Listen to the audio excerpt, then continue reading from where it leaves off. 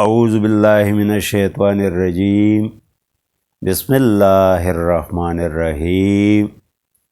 خیر الناس من ينفع الناس او کما قال رسول اللہ صلی اللہ علیہ وآلہ وسلم سبحانک لا علم لنا الا ما علمتنا انک انت العلیم الحکیم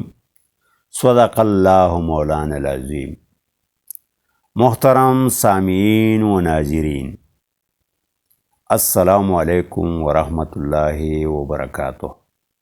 امید ہے ایمان و صحت کی بہترین حالت میں ہوں گے۔ آج سبسکرائب اور لائک سے قطع نظر امراض و معالجات کے سرکل میں سے آخری ویڈیو اعصابی غدی مزاج نمبر 6 یا ترگرم یا تری روشنی کیفیات یا اخلاق کے حامل مریضوں کا درست، یقینی اور فطری علاج عضلاتی غدی مزاج نمبر 3 یعنی خشک گرم یا خشکی گرمی کیفیات کی حامل ادویہ سے پیش کرنے جا رہا ہوں۔ امید ہے تجربات کر کے عباسی قانونی شفا پر مہر تصدیق ثبت فرما کر دکھ کی انسانیت کی دعاؤں میں اپنا حصہ بنائیں گے۔ محترم خواتین و حضرات، گو کہ ویڈیو اپلوڈ کرنے کا گر نہیں جانتا، جس کے باعث ویوز کم آتے ہیں، لیکن پوری دنیا میں بلا رنگ و نسل و مذہب کے ڈیروں شاگرد عباسی قانونی شفا پر تجربات کر کے اپنے کلینکوں کی زینت بڑھائے ہوئے ہیں۔ خصوصاً نیو یارک سے امجد شیخ نامی ایک ویور، جو کہ ایک اعلیٰ پائے کے محقق ہیں، نے اپنی تحقیق و تجربات سے ثابت کیا ہے کہ واقعی عباسی کی تحقیق ایک جدید، مثبت اور کارآمد تحقیق ہے، جس سے انسانیت مستفید ہو رہی ہے۔ مزید تمہید سے قطع نظر آتا ہوں اپنی موضوع کی طرف کہ اعصابی غدی مزاج کے حامل مریضوں کے جسم کے اندر 6 کیفیات یا اخلاق یعنی سردی، خشکی، اندھیرا، گرمی، روشنی، تری میں سے تری بتدریج بڑھتی جبکہ روشنی بتدریج گھٹتی جا رہی ہوتی ہے، جس سے بتدریج 6 مدارج مرض یعنی لذت، حبس، قبض، سوزش، ورم، ضعف پیدا ہوتے رہتے ہیں۔ تجربہ کر لیں، اگر جوان افراد کے فی منٹ رفتار نبض 64 اور بوڑھے افراد کے 60 سے کم ہو تو وہ کمزوری کے شکار ہوں گے، اور 6 مدارج ادویہ میں سے صرف مقوی دوا کارگر ہوگی۔ یاد رہے، یہ ایک کیمیاوی تحریک ہے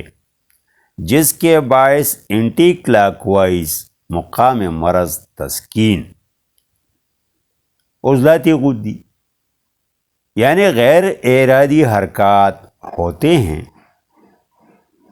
اور مسکولر سیلز جس کی نارمل مقدار اور نام سے میڈیکل سائنس اور دیگر طبی تحقیقاتی ادارے تاحال ناواقف ہیں، لیکن میں اپنی تحقیقات و تجربات کی روشنی میں بتا رہا ہوں کہ ایسے مریضوں کے جسم کے اندر WBC یعنی وائٹ بلڈ سیلز کی زیادتی اور مسکولر سیلز کی کمی ہوگی۔ ایسے مریضوں کے ٹیسٹ رپورٹس میں الکلائن ہی لکھا ہوا ہوگا۔ اب اگر ایسے مریضوں کو عضلاتی غدی یعنی خشک گرم کیفیات کی حامل ادویہ تجویز یا استعمال کیے جائیں تو کوئی وجہ ہے ہی نہیں کہ 15 منٹ کے اندر اندر شفائی اثرات شروع نہ ہوں، کیونکہ ادویہ کی خشکی سے مریضوں کی تری بتدریج کم ہو کر خشکی میں بدلے گی، اور گرمی یا روشنی ادویہ کی گرمی سے خود بخود بڑھ کر 3-4 دن میں انشاءاللہ یقینی شفا ہوگی۔ میرے بعض ہم پیشہ بھائیوں کا خیال ہے کہ مریضوں کو ان کے صحت والی مزاج پر لا کر یقینی شفا ہوگی۔ بہت افسوس سے کہنا پڑتا ہے کہ میرے ان ہم پیشہ بھائیوں نے انسانی جسم کے اندر 6 مزاجوں کے سرکل پر سوچا ہی نہیں کہ یہ سرکل مختلف اغذیہ جو 6 کیفیات یا اخلاق کی حامل ہوتی ہیں سے کیسے اور کیوں بدلتے رہتے ہیں۔ بیماری تو تب پیدا ہوتی ہے جب 6 اسباب ممرضہ میں سے کسی ایک کے باعث یہ قدرتی سرکل کسی ایک مقام پر آ کر رک جائے۔ یہ سرکل کبھی کبھار مناسب اغذیہ کے غیر ارادی استعمال سے بھی سٹارٹ ہو سکتا ہے، لیکن درست تشخیص کے بعد مقام مرض اور مقام مرض کے بعد درجہ مرض معلوم ہو کر درجہ دوا تجویز یا استعمال کرنے سے